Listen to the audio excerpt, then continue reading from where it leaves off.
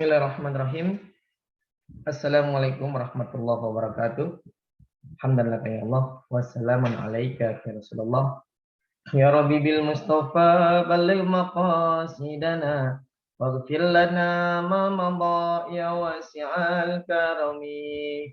Ya Rabbi bil Mustafa balligh ziyaratana ilal masjidin nabawi wal masjidil harami.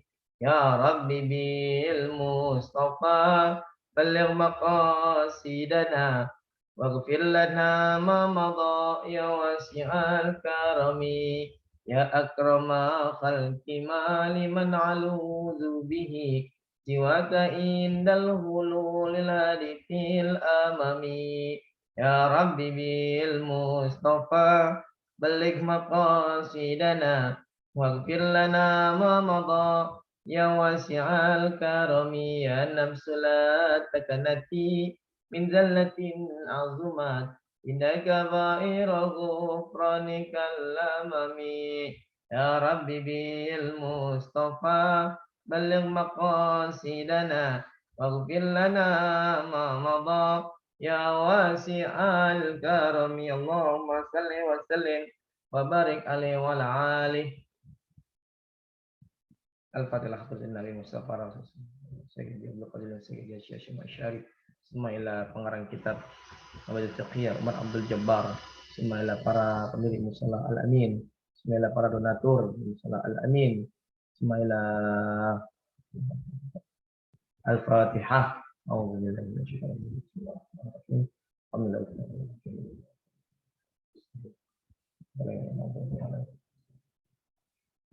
Baca Fatihah sekali lagi.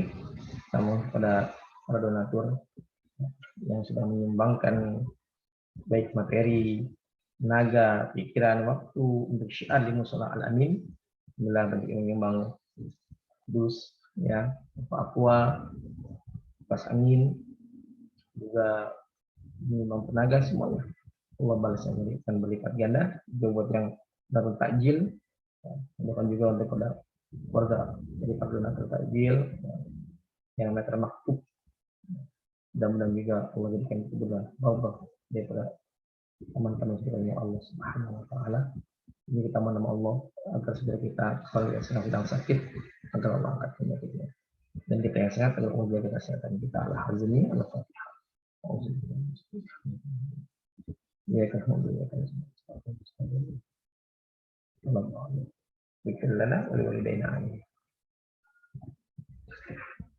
Bismillahirrahmanirrahim. Al-Musannif rahimakumullah wa nafa'ana bihi wa fi ulumi fil dharaini amin ya rabbal alamin. Ya, kita masih membahas tentang kitab Mabadil Fiqh yang rutin dibaca di Musala Al-Amin ya setiap sore pada asar sampai menjelang maghrib ya, sambil menunggu takjil saya diantrikan oleh para donatur. Bab kita sekarang tentang membahas auqatus shalah, tentang waktunya salat ya. Ingat kitabnya dikarang ya, sekian ratus tahun yang lalu di saat kemajuan teknologi tidak seperti sekarang, yaitu kita sudah ada jam untuk mengetahui waktu itu. Subuh sekarang jam 4.35, zuhur jam 11.55, ya, asar jam 15.17, maghrib 18.00, isya 19.05. Itu gampang. Tapi dulu belum ada waktu. Bagaimana para ulama, para sahabat bisa mengetahui tentang hitungan waktu? Nah, di sini kita kajian hari ini. Mata waktu subahi, kapan datang waktu subuh? Min tulu'il fajri ila tulu'is syamsi. Bermula datangnya waktu subuh itu adalah sejak terbitnya fajar sampai terbitnya matahari. Jadi terbitnya fajar itu adalah terbitnya fajar shadiq. Karena ada dua fajar nanti, ada fajar shadiq, ada fajar kadhib. Ya, fajar shadiq itu fajar yang benar. Ya, yang benar itu yang gadisnya itu beri kepada Allah langsung horizontal. Tapi kalau yang kasih itu yang vertikal. Kalau kita keluar subuh itu sebelum menjelang subuh itu kita lihat ada kayak seperti ada garis. Nah itu namanya fajar shadiq dan fajar kadhib. Nah waktu subuh dimulai ketika fajar shadiq ini terbit. Ya. Sampai kapan? Sampai terbitnya matahari. Ya, terbitnya matahari, nah itu habis waktu subuh. Kalau sekarang sekitar sekian jam itu ya jam 6 lah dengan sholat syuruk. Itu waktu subuh. Mata waktu zuhri, kapan datangnya waktu zuhur? Min zawali syamsi ila ayyazida zillu kulli syai'in an mislihi. Waktu zuhur itu dimulai dari tergelincirnya matahari. Sampai kapan? Ila ayyazida zillu kulli syai'in an, sampai bertambah, ya. Sampai bertambah bayangan itu seperti bendanya. Jadi gampangnya seperti ini. Dimulainya waktu zuhur itu, ya, ketika bayangan benda tepat berada di bawahnya. Kalau saya menaruh tongkat, saya taruh tongkatnya. Tongkat ini panjangnya 1 meter. Lalu tongkat ini persis berada, bayangannya persis di bawah bendanya. Nah itu namanya udah masuk waktu zuhur. Zawal syamsi, tergelincirnya matahari, artinya tepat matahari itu ada di atas kita sehingga bayangan benda tepat berada di bawahnya. Kapan berakhirnya? Berakhirnya waktu sampai bayangan benda itu 2 kali dari bendanya. Jadi kalau tongkat saya taruh 1 meter, bayangannya 2 meter. Nah itu udah masuk waktu asar. Ya. Jadi patokannya seperti itu. Nah, dari bayangan benda ada di bawah, terus panjang, sampai bayangan bendanya 2 kali lebih panjang dari bendanya. Kalau tongkatnya 1 meter, maka panjangnya bayangan 2 meter. Jadi itu seperti itu cara untuk mengetahuinya. Dan dimulai zawali syamsi ini juga kita sudah tidak diizinkan lagi untuk gosok gigi, karena nanti punya makruh. Kan bau mulutnya orang berpuasa itu mungkin indanas itu ya bau, tapi kalau indah Allah rihil misik, seperti bau minyak misik yang paling mahal. Ya. Inilah tinggal kira-kira nanti melihat konteksnya kemana. Kalau hubungan tahablu minan nas, kalau memang saya sebagai seorang ustaz, saya sering bertemu dengan banyak jemaah. Kalau seandainya saya ngajak ngomong orang, tapi mulut saya bau, kan orang yang saya ajak ngomong ini agak jaga jarak dengan saya. Tapi kalau sudut pandang kita adalah pada Allah, maka bau mulut kita kayak apapun ya udah. Ya, kalau saya pribadi, kadang saya sudah zuhur pun saya gosok gigi.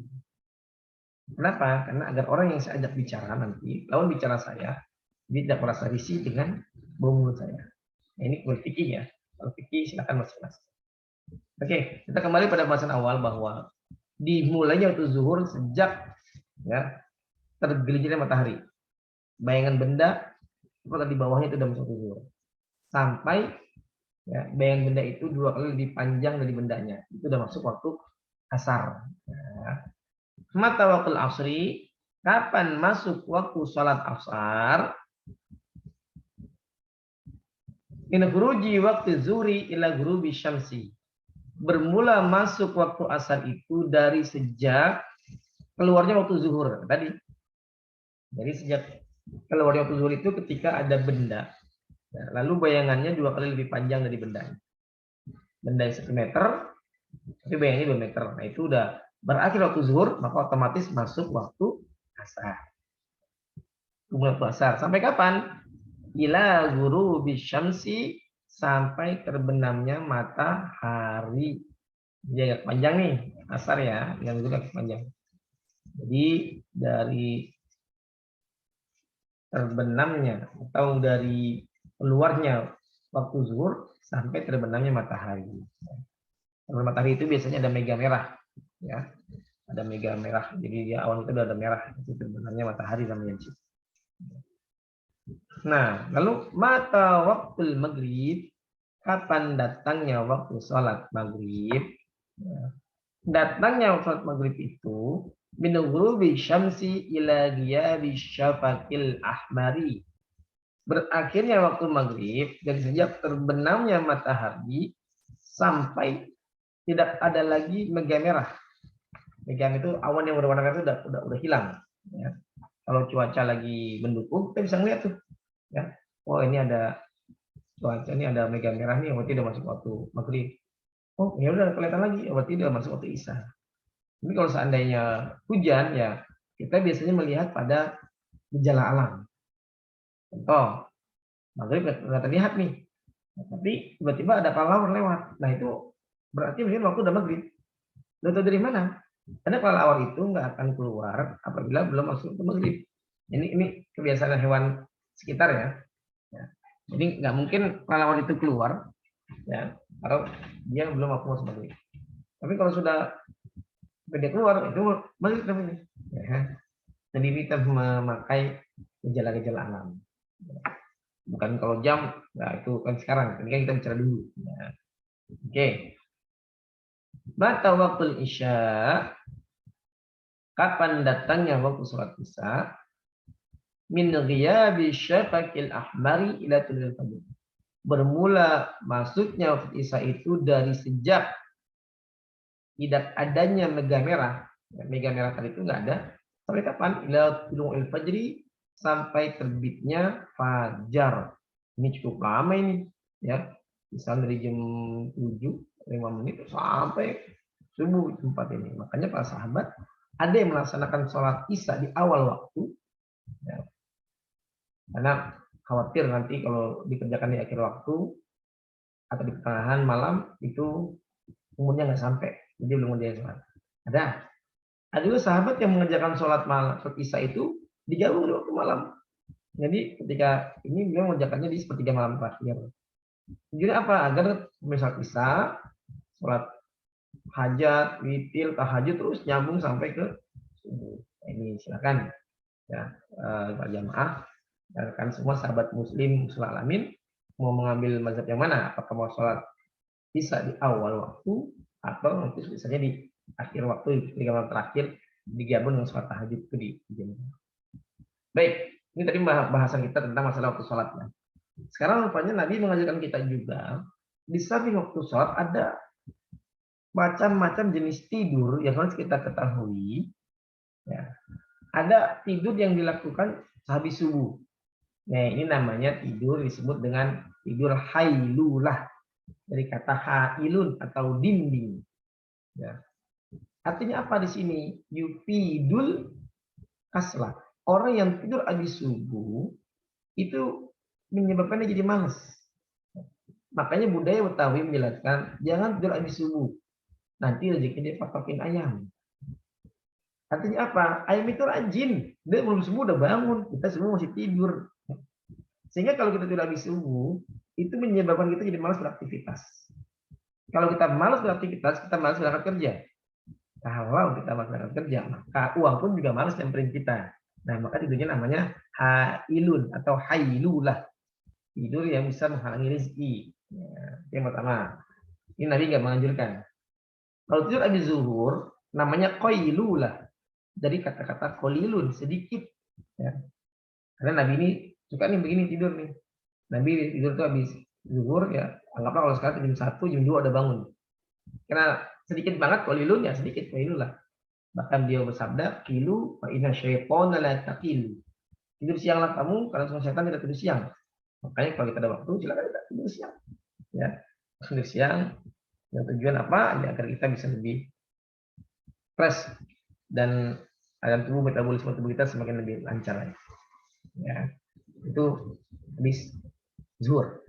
Nah, tidur yang berbahaya itu habis asar. Asar dan maghrib ini berbahaya. Karena tidurnya namanya tidur ainulah. Dari kata illat atau penyakit. Ya, penyakit. Sehingga kalau orang tidur habis asar itu biasanya dia tidur jahla. Jadi bodoh, bebel. Kalau buat santri, buat mencari ilmu ini nggak bagus tidur habis asar. Karena nanti otaknya susah menerima pelajaran. Atau buat kita pun yang sudah dewasa, sudah berumah tangga, sudah bekerja juga nggak bagus. Karena nanti kita gampang terserang penyakit. Ya. Kita kalau tidur habis asar nih, sekarang nih, bangun tuh keliangan, bingung, ini saya lagi di mana ini. Ya. Seperti itu. Oleh karenanya Nabi ngajarin jangan.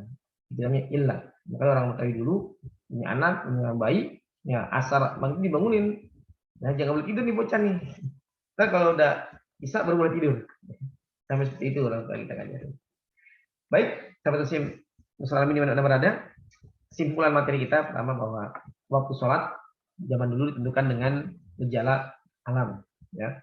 Itu dari subuh dengan terbitnya fajar sampai terbitnya matahari, zuhur apabila bayangan benda tepat berada di bawahnya, asar dimulai ketika bayangan benda lebih panjang 2 kali dari bendanya, maghrib ketika terbenam matahari, isya ketika terbenamnya mega merah atau syafaqul ahmar. Dan tidur yang dianjurkan hanya ada satu, tidur qailulah, tidur yang dilaksanakan setelah sholat zuhur. Adapun subuh setelah sholat asar, maghrib juga tidak dianjurkan. Sekali lagi saya semoga bermanfaat. Assalamualaikum warahmatullahi wabarakatuh.